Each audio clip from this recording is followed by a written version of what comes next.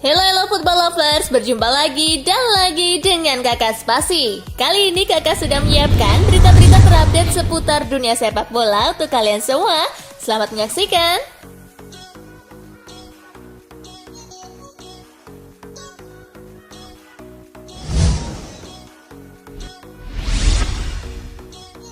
N'Golo Kante tidak nyaman dielu-elukan. N'Golo Kante dielu-elukan karena prestasi dan sikap membuminya. Namun, sepertinya Kante tidak nyaman kalau semua melulu tentangnya.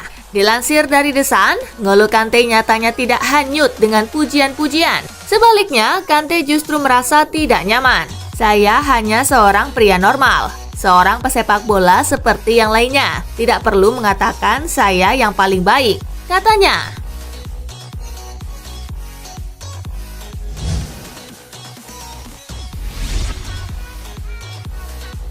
Ronaldo out, Gabriel Jesus in.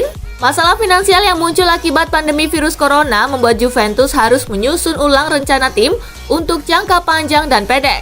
Ronaldo yang punya gaji mencapai 31 juta euro per tahun bisa-bisa dilepas karena jadi beban besar untuk keuangan klub. Dengan kontrak yang tersisa 1 tahun, Ronaldo masih berpeluang untuk dilepas dengan harga tinggi. La Gazzetta dello Sport melaporkan jika Juventus sudah mulai mencari pemain pengganti jika Cristiano Ronaldo pergi pada musim panas ini. Bianconeri diklaim menempatkan nama penyerang Manchester City Gabriel Jesus di daftar teratas.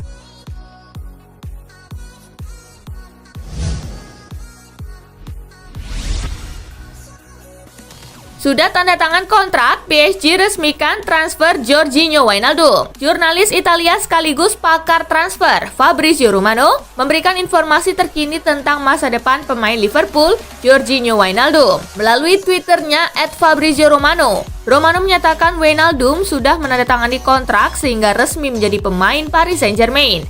Barcelona pun tertikung oleh PSG karena iming-iming gaji besar.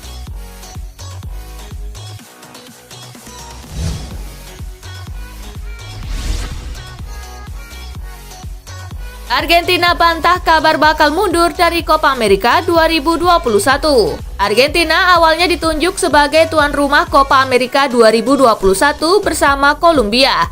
Namun Argentina memilih mengundurkan diri sebagai tuan rumah akibat meningkatnya kasus COVID-19 di negara mereka. CONMEBOL kemudian memutuskan untuk memindahkan penyelenggaraan ajang ini ke Brazil. Dipilihnya Brazil sebagai tuan rumah menimbulkan kontroversi.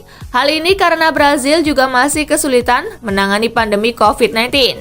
Gosip muncul bahwa Argentina bakal menarik diri dari ajang ini karena situasi pandemi COVID-19 di Brazil lebih mengerikan dari negara mereka. Namun, gosip tersebut langsung diluruskan oleh Asosiasi Sepak Bola Argentina. Mereka menegaskan bahwa tim Tengo bakal tetap berpartisipasi di Copa America 2021.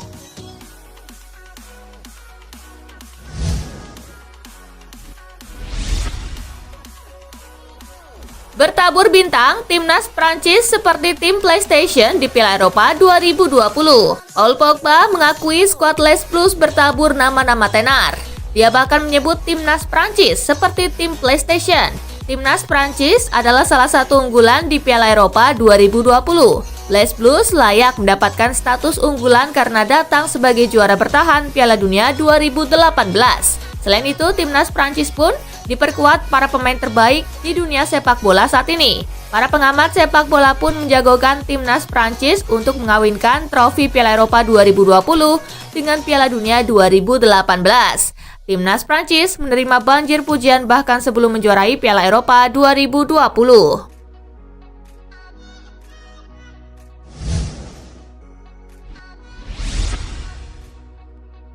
Timnas Inggris lebih matang, makin siap di Euro 2020. Inggris tampil apik di Piala Dunia 3 tahun lalu saat mampu melaju ke semifinal. 3 tahun berselang, Inggris pun kembali tampil di ajang internasional, yakni Piala Eropa.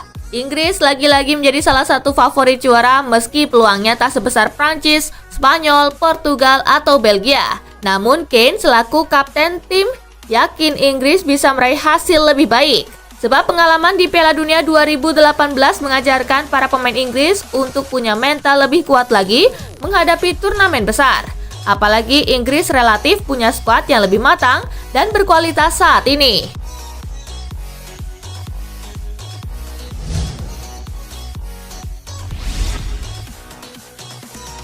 Jersey baru Ukraina diprotes Rusia, direstui UEFA. Jersey baru timnas Ukraina untuk Piala Eropa 2020 diprotes keras pemerintah Rusia, sebab dalam peta di jersey Ukraina tersebut masih mencantumkan Crimea sebagai wilayah negara tersebut. Padahal Rusia sudah merebutnya dari Ukraina pada 2014. Sayangnya dunia internasional masih mengakui Crimea adalah bagian dari Ukraina. Rusia lantas coba mengajukan protes kepada UEFA dan FIFA. Meski begitu, Rusia harus gigit jari karena UEFA ternyata sudah memberikan lampu hijau untuk Ukraina menggunakan jersey tersebut di Euro 2020.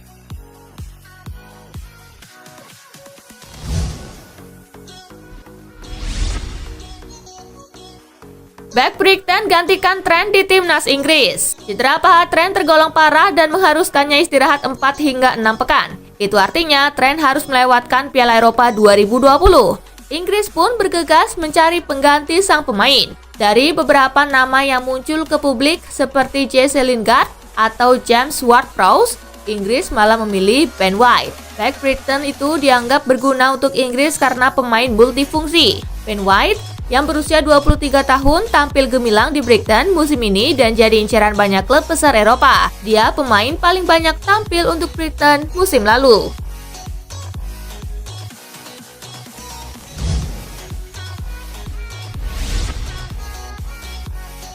Indonesia versus Vietnam, skuad Garuda dihajar 0-4. Bermain di Stadion Al Maktoum, Indonesia pontang-panting dalam meredam serangan skuad Vietnam. Setelah babak pertama berakhir 0-0, gawang Indonesia kebobolan 4 kali di babak kedua. Masing-masing lewat Nguyen Tin Lin di menit ke-51. Nguyen Quang Hai di menit ke-62. Dan Nguyen Chong Puong di menit ke-67. Dan terakhir Van Tan Phu di menit ke-74.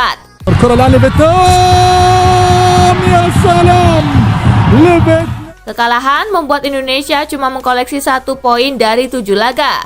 Sementara Vietnam memimpin grup G kualifikasi Piala Dunia 2022 zona Asia dengan 14 poin dari 6 laga.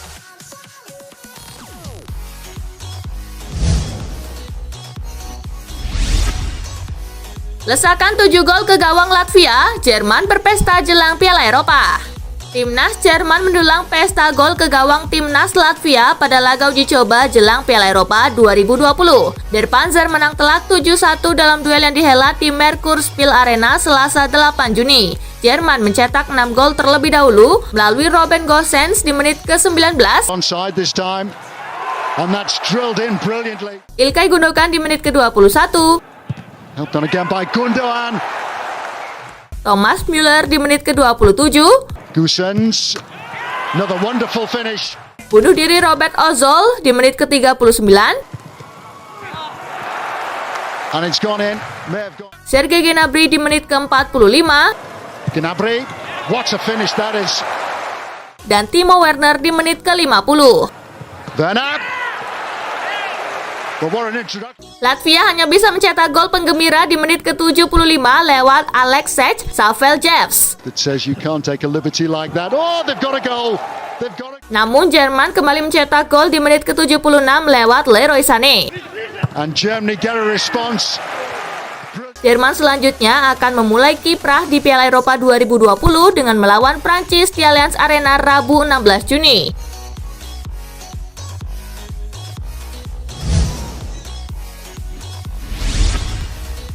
Pelatih timnas Inggris punya PR baru gara-gara Jordan Henderson. Pelatih timnas Inggris Gareth Southgate punya pekerjaan rumah baru setelah gelandangnya Jordan Henderson gagal cetak gol lewat tendangan penalti saat melawan Rumania Minggu 6 Juni. Gagalnya Jordan Henderson mengeksekusi penalti itu pun membuat gelandang Liverpool itu menjadi sorotan. Pasalnya bukan saja Henderson menyia-nyiakan kesempatan mencetak gol, namun dia juga menyerobot tendangan penalti itu dari tangan pemain yang harusnya mengeksekusi bola mati itu, Dominic Calvert-Lewin. Karena hal tersebut, Gareth Southgate jadi punya sebuah pekerjaan rumah alias PR untuk membuat keputusan tentang siapa saja yang akan mengambil tendangan penalti.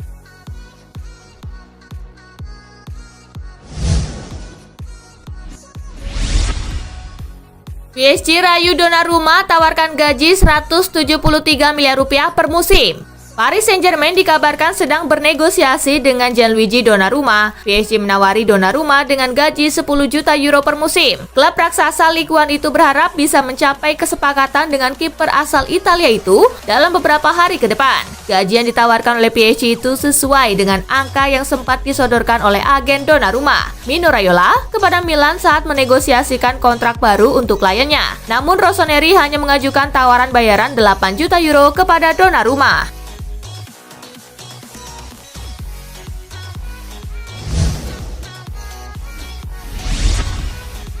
Demi Rodrigo de Paul, Stefano Pioli siap rombak formasi AC Milan. AC Milan sudah lama dikabarkan ingin memboyong Rodrigo de Paul dari Udinese. Rodrigo de Paul merupakan seorang penyerang sekaligus gelandang sayap yang banyak menorehkan gol untuk timnya. Menurut kabar terbaru dari Tuttosport, Direktur AC Milan Paolo Maldini dan Ricky Massara tengah mengupayakan berbagai hal demi mendapatkan kontrak Rodrigo de Paul. Hal yang menarik, pelatih Rossoneri Stefano Pioli disinyalir siap merombak habis-habisan skuad agar Rodrigo de Paul bersedia menjadi pemain anyar Diavolo Rosso. Udinese sendiri bisa melepas Rodrigo de Paul apabila ada klub yang siap menggelontorkan dana sebesar 40 juta euro atau sekitar 695 miliar rupiah.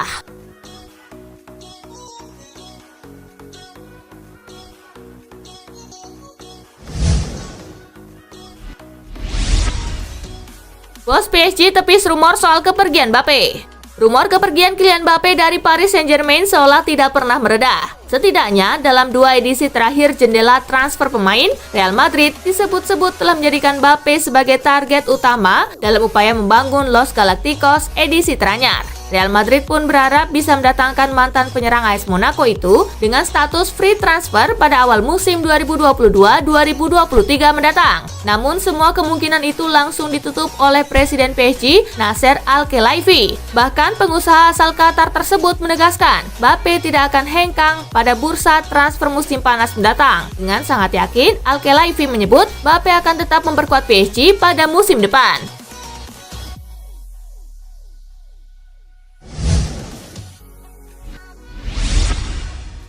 Koeman layak dapat kesempatan semusim lagi di Barcelona. Pep Guardiola mendukung keputusan Barcelona untuk mempertahankan Ronald Koeman. Guardiola menilai Koeman adalah pelatih yang ideal untuk Barcelona. Menurut manajer Manchester City itu, Koeman memang pantas diberi kesempatan 1 musim lagi. Dia adalah pelatih yang ideal untuk musim depan. Saya sangat senang dan Presiden Juan Laporta yakin ini adalah tahun yang sulit untuk semuanya dan Ronald pantas mendapat kesempatan 1 tahun lagi dengan kehadiran fans di stadion. Di samping itu, tahun kedua selalu lebih baik, kata Guardiola soal Koeman.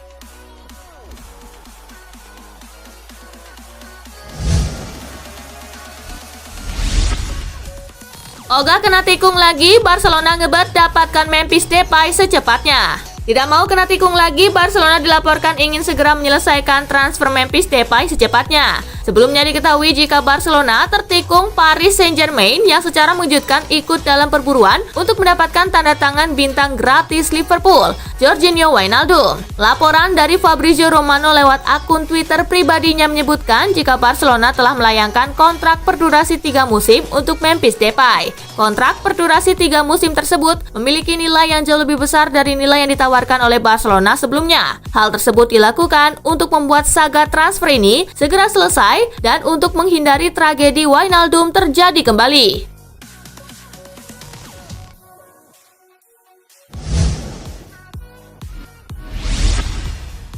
Riyad Mahrez tegaskan bertahan di City, Arsenal gigih jari. Riyad Mahrez disebut-sebut jadi incaran Arsenal di bursa transfer musim panas ini. Namun Mahrez menepis rumor itu dengan menegaskan komitmennya untuk Manchester City. Tidak ada apa-apa soal masa depan saya baik-baik saja di Manchester, ujar Mahrez kepada DC Sport. Dengan izin Tuhan, saya akan bertahan, ucap mantan pemain Leicester City itu. Mahrez masih terikat kontrak dengan City sampai 2023. Winger berusia 30 tahun itu bahkan berencana pensiun di City.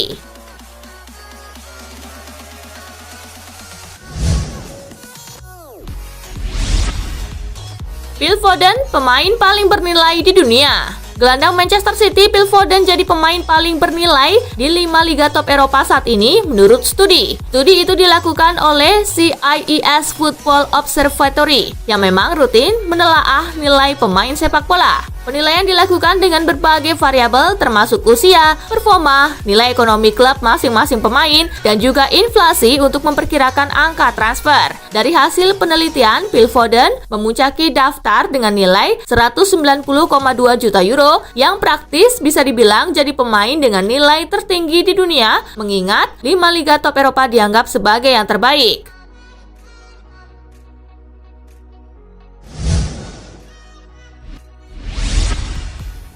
Nah itulah tadi guys, kumpulan berita menarik dan terupdate dari Kakak Spasi. Simak terus ya berita-berita terupdate lainnya dari Kakak Spasi yang pastinya akan Kakak update di Spasi Football News.